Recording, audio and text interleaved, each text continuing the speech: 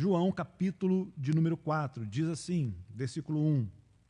Quando, pois, o Senhor veio a saber que os fariseus tinham ouvido dizer que ele, Jesus, fazia e batizava mais discípulos que João, se bem que Jesus mesmo não batizava, e sim os seus discípulos, deixou a Judéia e, retirando-se outra vez, foi para a Galiléia.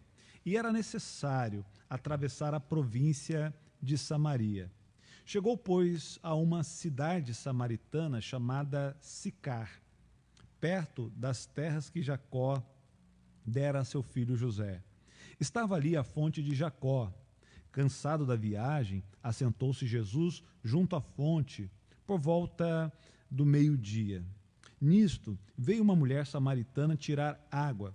Disse-lhe Jesus: dá-me de beber, pois os seus discípulos tinham ido à cidade para comprar alimento.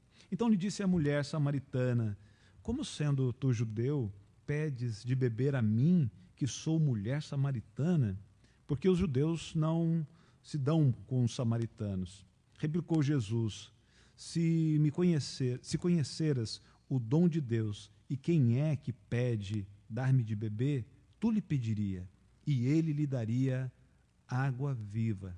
Respondeu-lhe ela: Senhor, tu não tens com que atirar, e o poço é fundo. Onde, pois, tens água viva? És tu, porventura, maior do que Jacó, nosso pai, que nos deu o poço do qual ele mesmo bebeu, e bem assim seus filhos e seu gado? Afirmou-lhe Jesus: quem beber desta água tornará a ter sede. Aquele que beber da água que eu lhe der nunca mais terá sede. Pelo contrário, a água que eu lhe der será nele uma fonte a jorrar para a vida eterna. Disse-lhe a mulher: Senhor, dá-me desta água para que eu não mais tenha sede, nem precise vir buscá-la. Disse-lhe Jesus: vai chamar o teu marido, depois você volta aqui. Ao que lhe respondeu a mulher: não tenho marido.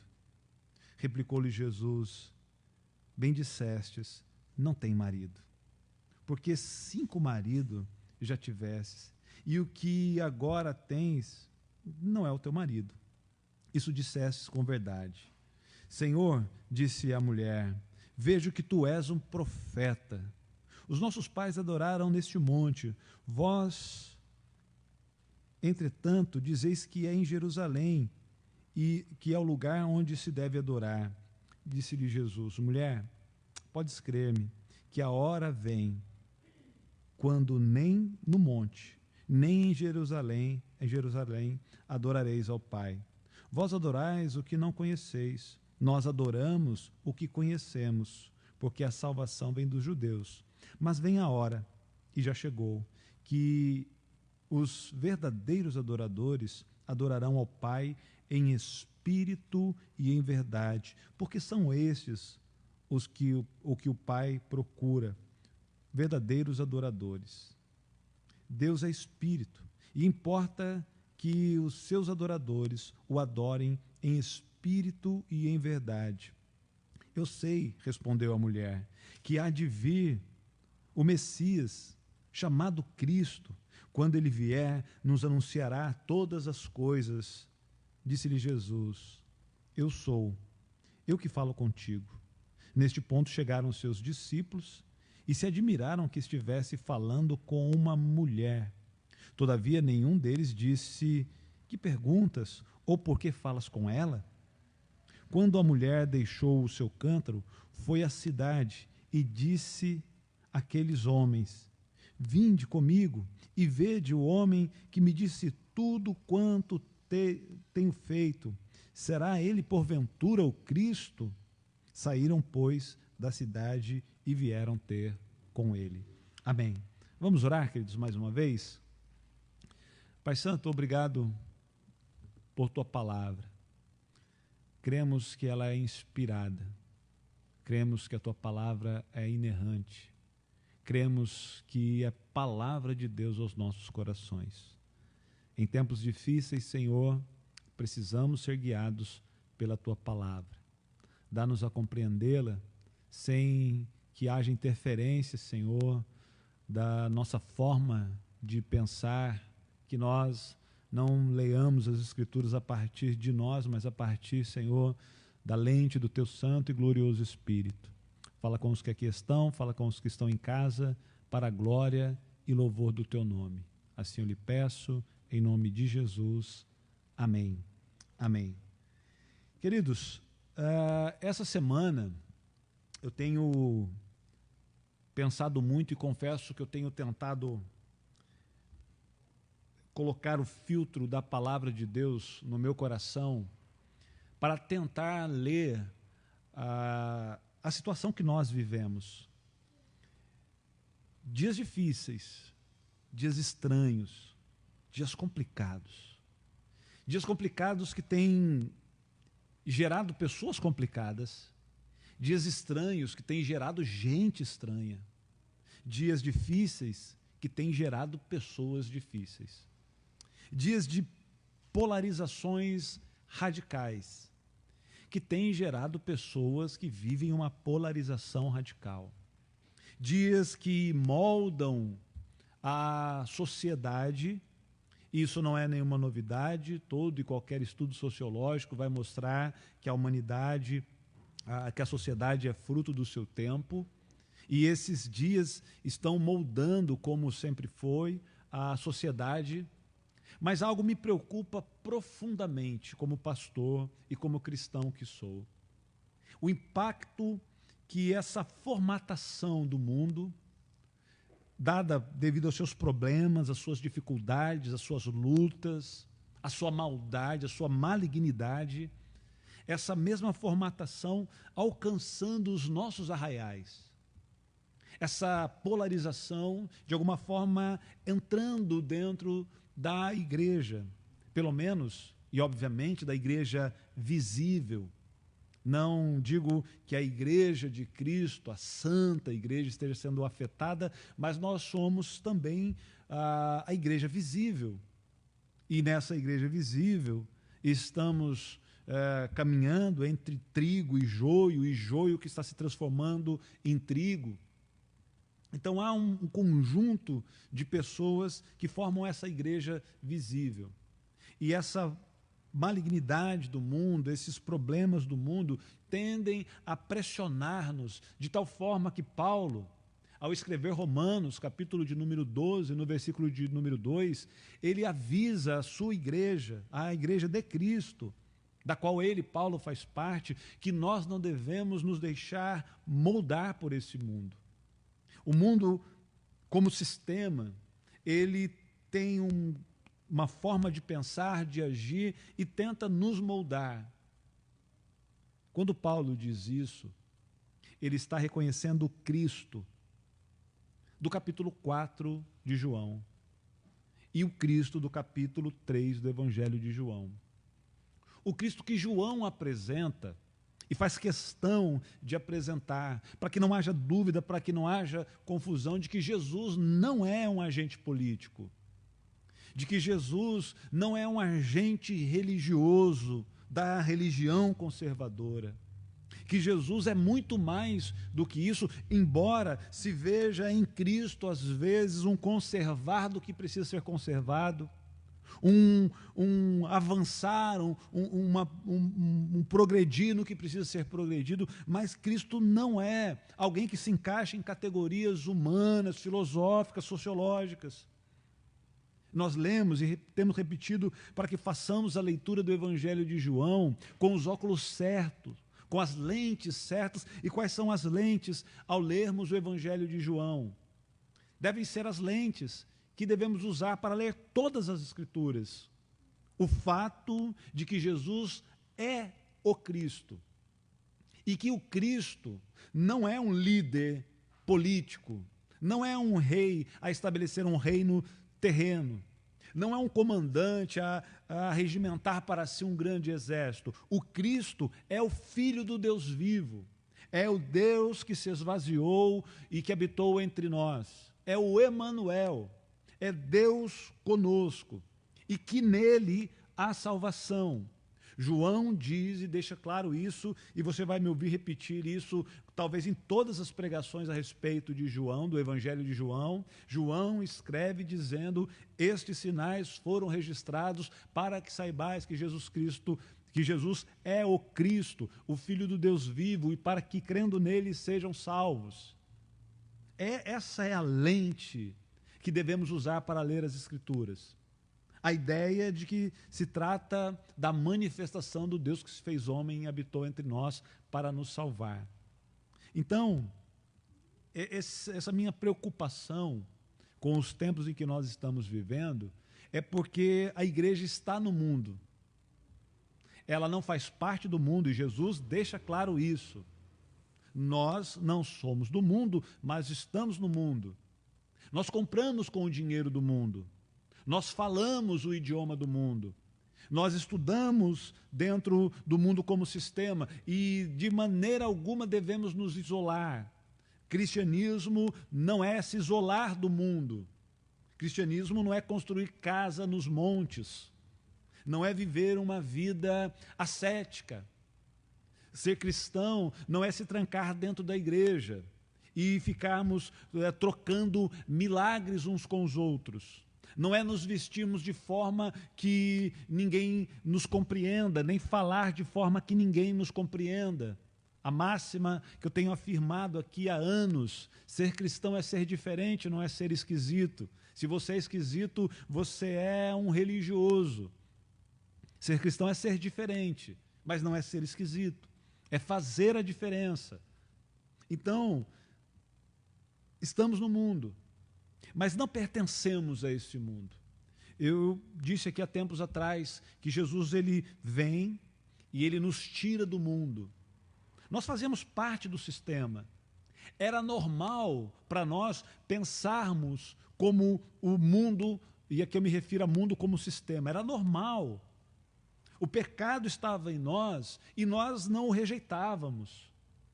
Havia um cheiro de podridão na relação que era contrária à vontade de Deus, e isso não afetava as nossas narinas. Os nossos olhos folgavam com as coisas más e nós fazíamos parte do mundo, até o dia que a graça de Deus nos alcançou. E nós fomos arrancados deste mundo. Nós fomos mergulhados em um batismo de graça, de misericórdia, fomos batizados no Espírito de Deus, fomos mergulhados no corpo de Cristo, recebemos água viva que jorra para a vida eterna e nós fomos arrancados deste mundo. Depois de santificados, de purificados, de limpos dos nossos pecados, nós não fomos introduzidos às regiões celestiais de forma definitiva. Nós não fomos colocados em um mosteiro, uma proteção, nós não fomos morar em uma fazenda só de gente santa. Nós fomos devolvidos ao mundo. Jesus nos tira do mundo, nos lava com a sua misericórdia e depois nos devolve para o mundo. E diz assim para mim e para você: assim como o Pai me enviou, assim eu vos envio. E ele diz mais, portanto, ide, e por onde vocês passarem, façam discípulos de todas as nações, ensine-os a guardar tudo que eu vos tenho ordenado, e nos solta no mundo, mas nos solta no mundo como ele estava no mundo, ou seja, ele não era do mundo, mas as suas relações eram no mundo, os seus contatos eram no mundo. Ele estava no mundo, mas ele estava de forma a não se moldar, a não ser formatado pelo mundo. Estava no mundo para fazer a diferença.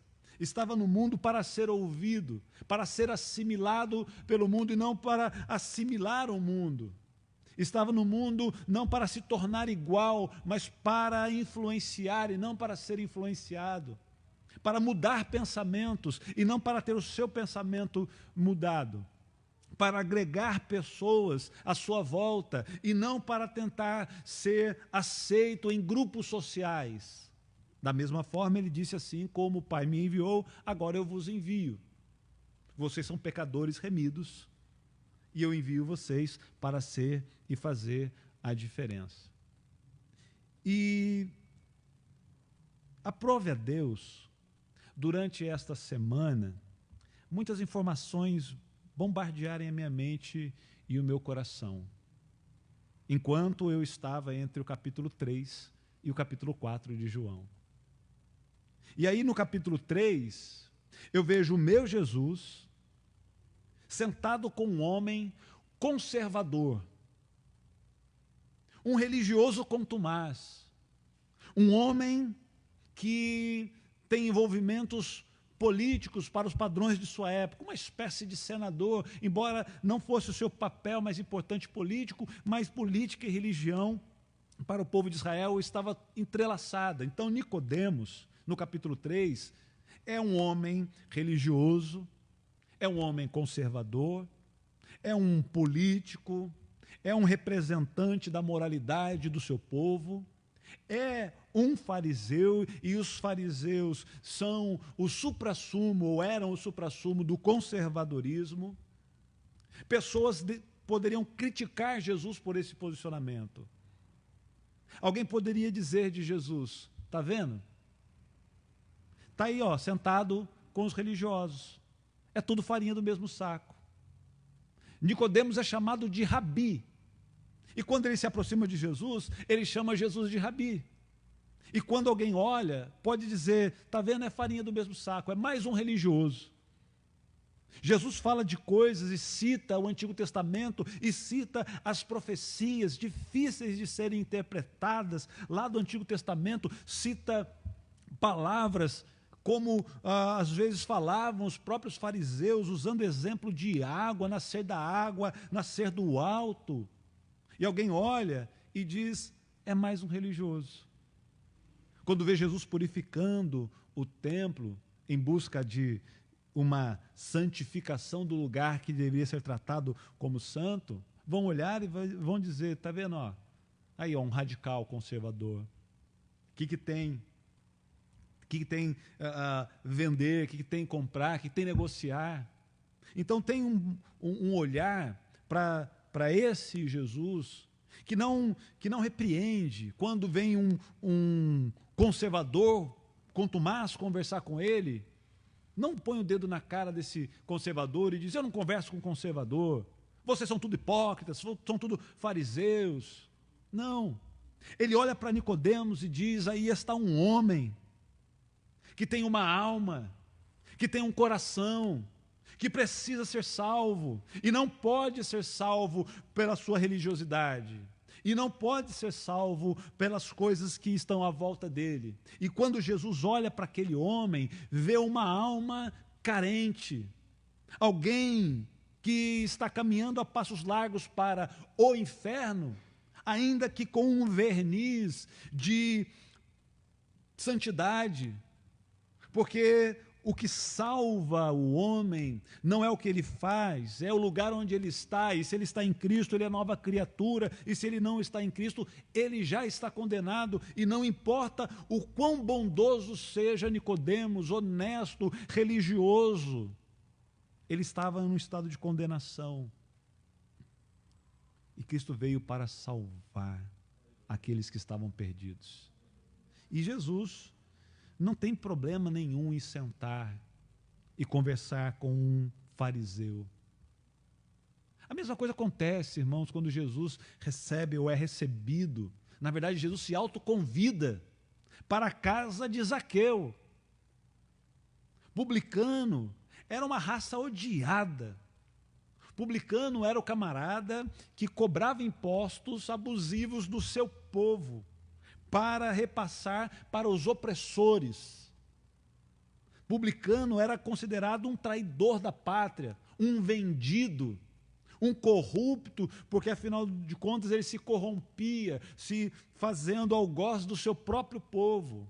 Mas quando Jesus vai à casa de Zaqueu, Jesus não olha se Zaqueu, quantas pessoas Zaqueu extorquiu, quantas pessoas ele prejudicou, o passado de Zaqueu, porque Zaqueu estava naquela condição, quanto mal Zaqueu tinha feito. O que Jesus olha é para um homem que tem uma alma, que precisa ser salvo. Zaqueu é o motivo da crucificação de Jesus. Nicodemos é o motivo da crucificação de Jesus. Ainda que os seus discípulos, que eram maltratados pelos fariseus, pudessem olhar e dizer: eu não entendo por que Jesus está conversando com um fariseu, porque fariseu só julga a gente. Chegaram a dizer, irmãos, que Jesus tinha pacto, tinha parceria, tinha parte com o príncipe dos demônios. Sabe o que é isso? Um grupo que se acha tão santo, que olha para Jesus e diz: faz milagres, porque está ali mancomunado com o príncipe dos demônios. É desse grupo que Nicodemos vem. E certamente há um burburinho, há um cochichar, há uma conversa no meio dos discípulos, no meio da população, dizendo: como é que ele pode sentar com esses religiosos, que ele mesmo chamou de sepulcros caiados? Como é que ele pode se sentar com essas pessoas? Ele deve estar querendo um cargo, ele deve estar querendo um posicionamento, ele deve estar querendo um lugar de destaque no sinédrio. Mas Jesus não discutiu política com Nicodemos. Jesus não tratou de questões não fundamentais. Ele recebe Nicodemos, ele ama Nicodemos, e ele prega salvação para Nicodemos. Nicodemos se torna um discípulo lá na frente e Jesus acolhe Nicodemos. Aí no capítulo 4, nós vamos de um extremo ao outro. Nós saímos do puritanismo da religião judaica, do conservadorismo de um líder religioso, de um teólogo profundo, e nós vamos a Samaria. E quando nós chegamos em Samaria, nós entramos no extremo oposto. Jesus está em um poço, os discípulos vão até a cidade comprar comida, chega por volta de meio-dia uma mulher que naquele tempo era um ser de terceira, quarta ou quinta categoria, dentro da mentalidade daquele tempo. Mulher servia para gerar filhos. Mulher servia para servir ao marido. Era literalmente objeto. Isso na mentalidade de muitos e da maioria e da sociedade. E chega uma mulher. Essa mulher era uma mulher samaritana. E os samaritanos eram odiados pelos judeus. Quando um judeu via um samaritano, ele se afastava. Se pudesse, ele cuspia. Eu acho que devia existir algum ditado na época: samaritano bom é samaritano morto. Eu acho que os samaritanos eram rejeitados de tal forma que não podiam tocar os que eram judeus. Havia uma rixa histórica, antiga, religiosa, política, centenária. E essa mulher, que era uma mulher e que era samaritana, ainda era uma mulher que tinha um histórico de vida complicado. O histórico de vida dela era tão complicado que nós ainda julgamos essa mulher hoje. Ainda hoje, eu tenho sido, durante todas as minhas pregações a respeito dessa mulher, eu tenho sido preconceituoso com ela. E você também. Porque todas as vezes que eu falo dessa mulher, eu trato essa mulher como se ela fosse uma prostituta. Eu trato essa mulher como se ela fosse uma promíscua, quando o texto nunca disse isso. Eu olhei para essa mulher no texto e disse: ela teve 5 maridos? Vulgar, corrompida, uma mulher que não se valoriza. Mas o texto não diz isso. Você já parou para pensar que essa mulher podia ser viúva? Você já parou para pensar que essa mulher podia ter casado com homens que morreram e por isso ela está num sexto relacionamento? E sim, o sexto relacionamento dela é um relacionamento errado, mas ninguém diz nas escrituras que os 5 primeiros relacionamentos dela têm a ver com promiscuidade. Ela pode ser simplesmente viúva, que ela casou com alguém que morreu e ela tentou de novo e esse morreu, e isso pode ser. Você já parou para pensar que essa mulher tinha algum defeito físico? Ou que essa mulher tinha algum problema biológico, e ao descobrir os seus problemas biológicos, o marido largou ela e mandou ela ir passear, e por isso ela se separou, e que a culpada da separação não foi ela? Não. Nós nunca paramos para pensar isso, porque afinal de contas ela é mulher, ela é samaritana, então deve ser mesmo uma sem vergonha. Jesus vai lá para o oposto, vai lá para o outro extremo, e se encontra com uma mulher que ela é mulher, ela é samaritana, e ela está num sexto relacionamento, e esse relacionamento não é um casamento oficial, não é uma relação oficial. Não sabemos por quê ela teve os primeiros 5 casamentos, mas nós já colocamos um peso nessa mulher. E quando Jesus olha essa mulher, que é completamente estigmatizada, e talvez possa ser, eu não estou aqui para fazer uma defesa da honra dessa mulher que eu não conheço. O que eu estou aqui para dizer, na verdade, é que não importou para Jesus. Importava para os discípulos, importava tanto para os discípulos que Jesus tinha que estar sozinho aqui agora. Porque isso importava para os discípulos, porque essa conversa não fluiria com os discípulos olhando torto para aquela mulher. E quando Jesus dissesse, eu sei que você foi casada 5 vezes e o marido que você está, o homem que você está agora não é seu marido, talvez alguns dos discípulos gritassem, apedrejem-na. Ou dissesse, Senhor, sai daí, porque ela é samaritana. E samaritano bom é samaritano morto. Mas Jesus não se importou com isso. Ele está lá no outro extremo.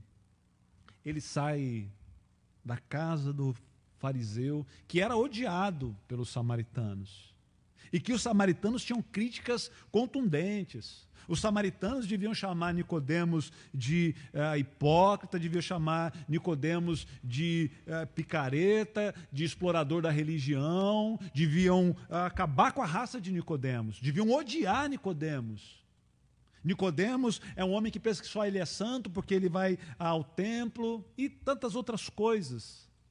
Não conheço, deviam dizer algo do tipo, está vendo a corrupção que tem lá no templo, os sacerdotes do templo, se Nicodemos é um fariseu, então todos estão no mesmo pacote, Nicodemos com certeza é um corrupto também. Coisas como essa, acusações como essa, deviam vir da boca dos samaritanos para com Nicodemos. E da boca de Nicodemos, ou dos iguais, dos parceiros de Nicodemos, para a mulher samaritana, devia ser a mesma coisa para os samaritanos em geral. Mas Jesus olhou aquela mulher e amou aquela mulher. Não fez uma abordagem teológica, ela não tinha capacidade intelectual para isso. Então, para Nicodemos, uma abordagem teológica, citação de Ezequias e textos e uma conversa num nível assim, que fica até confusa para nós, réis mortais. Para a mulher não, um papo muito simples.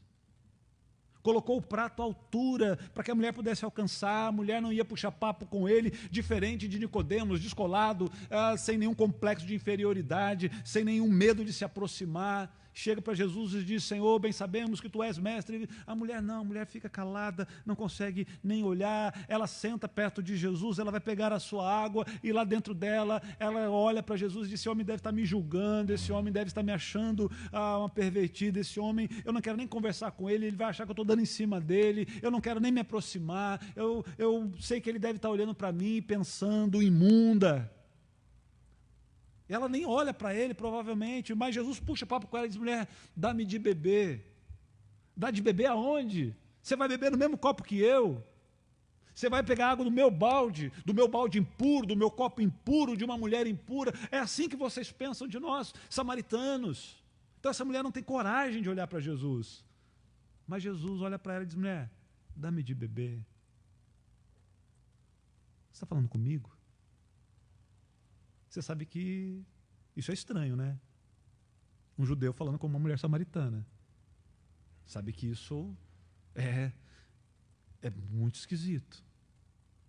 Além do mais, você sabe que essa relação aqui pode ser mal vista.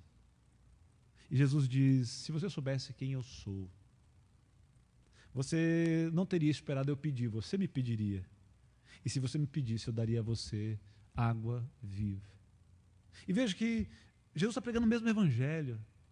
Ele está só usando colocações diferentes devido às limitações ou o quadro, mas se ele falou de água para nascer de novo da água lá para Nicodemos, ele está falando de água de novo aqui, mas agora a água é colocada em um sentido diferente, dentro de uma compreensão que aquela mulher pode entender, ainda leva tempo para ela entender, mas Jesus vai construindo o seu argumento, e fato é que aquela mulher, sendo o extremo do outro lado, ela também é amada por Jesus.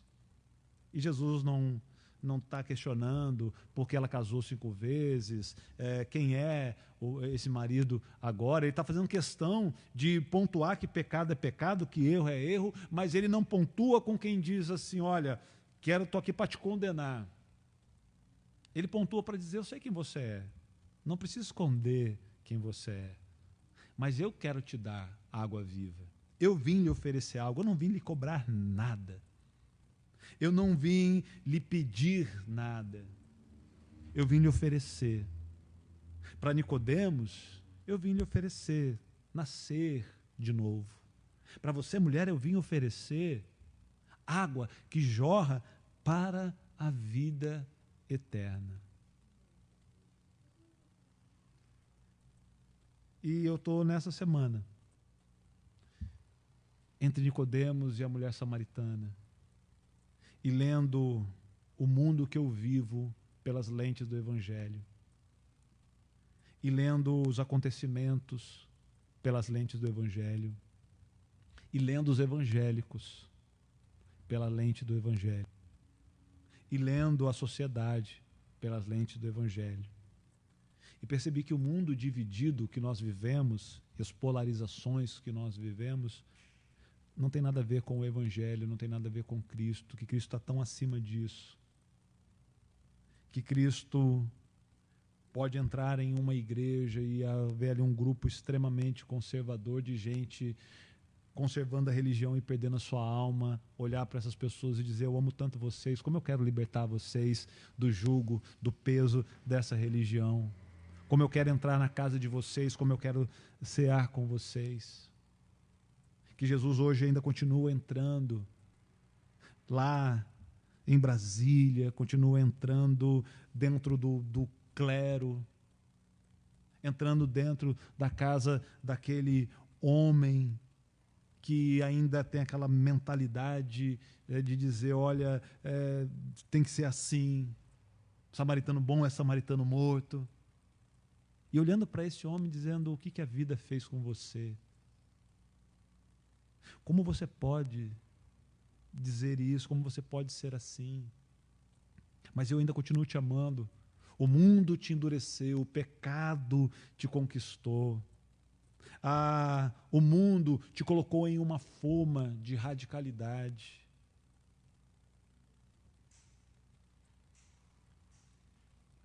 Eu ouvi coisas horríveis esses dias. Eu vi gente celebrando morte. Eu vi crente celebrando morte.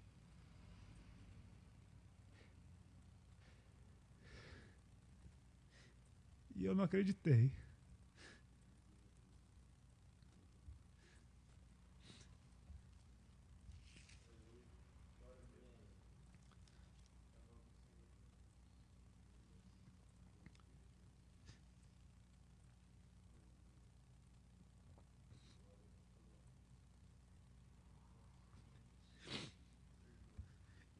Eu não acreditei que um crente tem coragem de dizer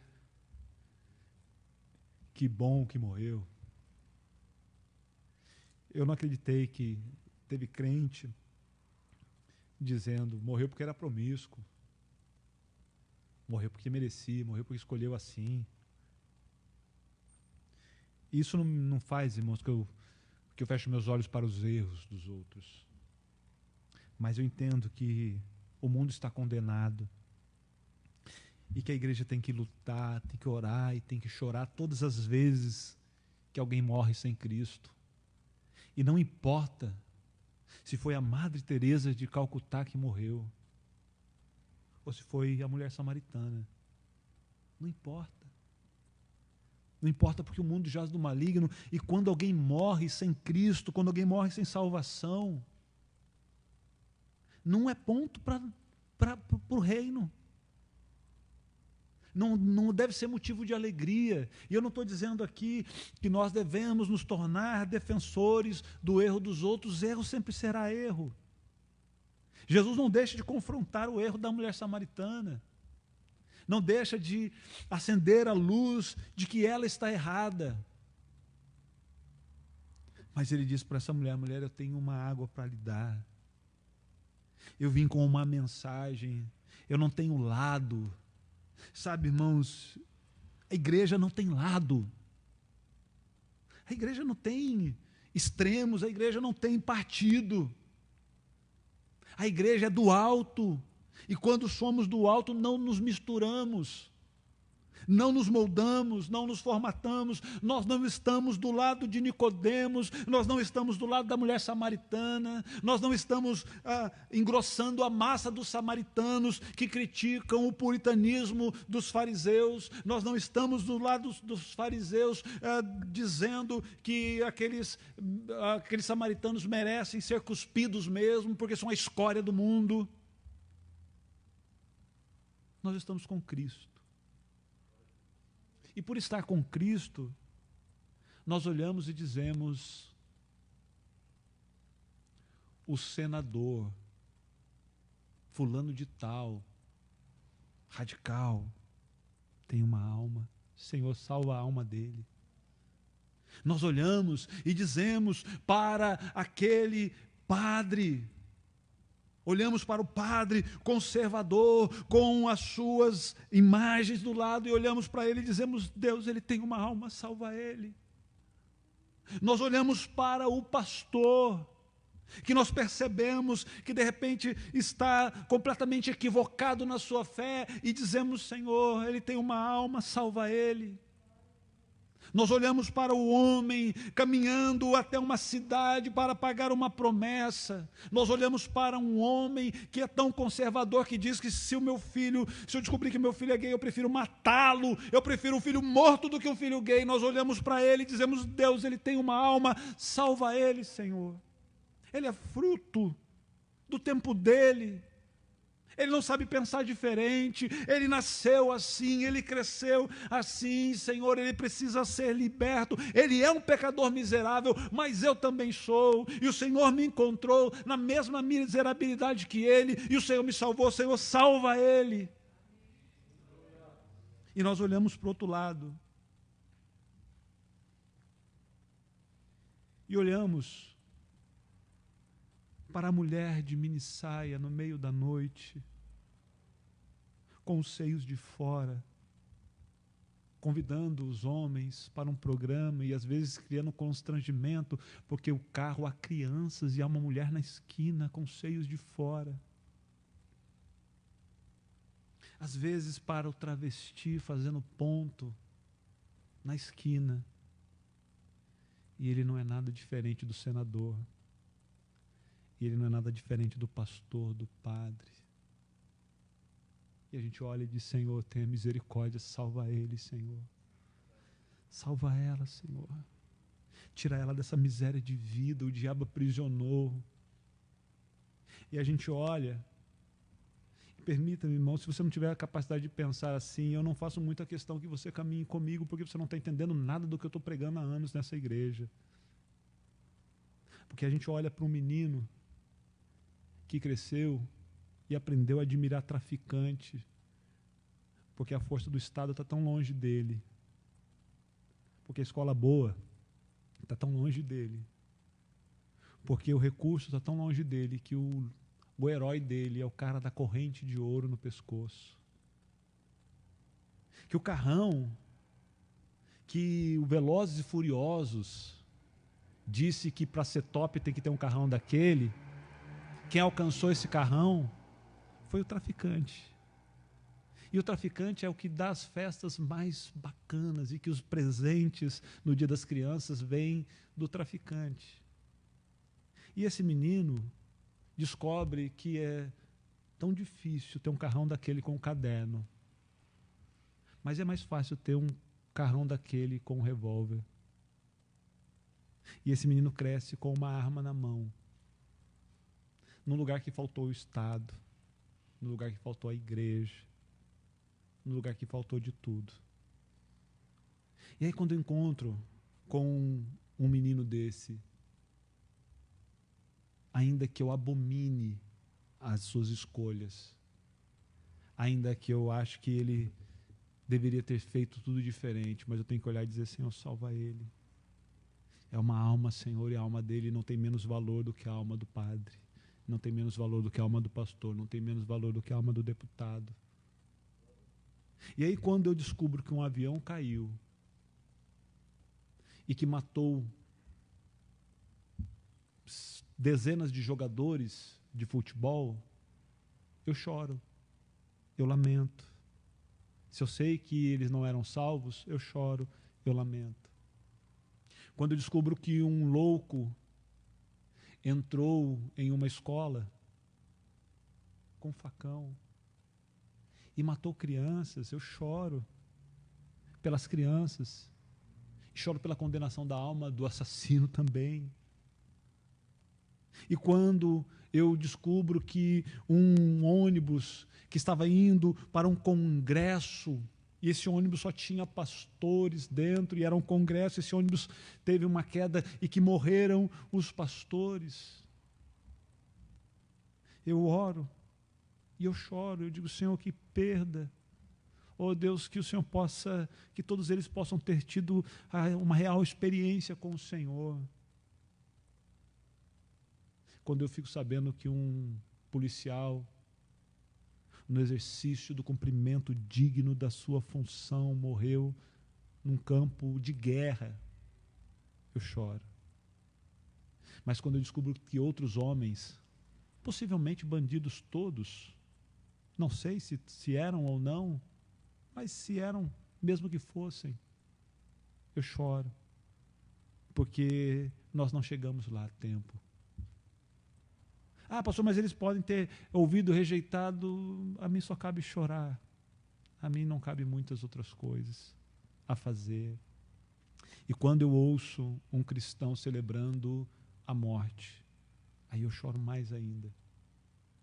Quando eu ouço a fala sendo feita dentro de uma polarização, eu descubro que algumas pessoas estão na extrema esquerda ou na extrema direita, mas não estão em Cristo, que é o nosso lugar. Então, irmãos, eu quando li esse texto, eu confesso a vocês que eu estou a semana inteira tentando acalmar meu coração para poder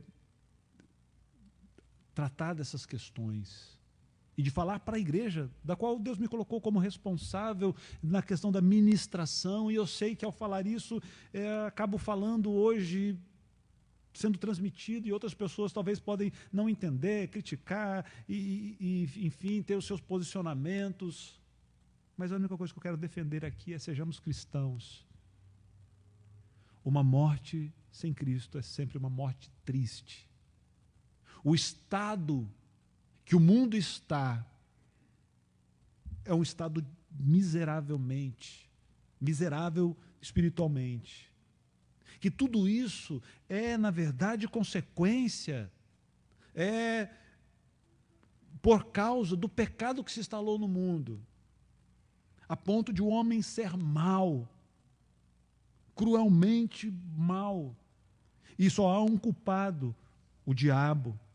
E todas as vezes que alguém se deixa formatar por esse mundo, se tornando um religioso sem coração ou um bandido de arma na mão, quem ganhou com isso foi o diabo.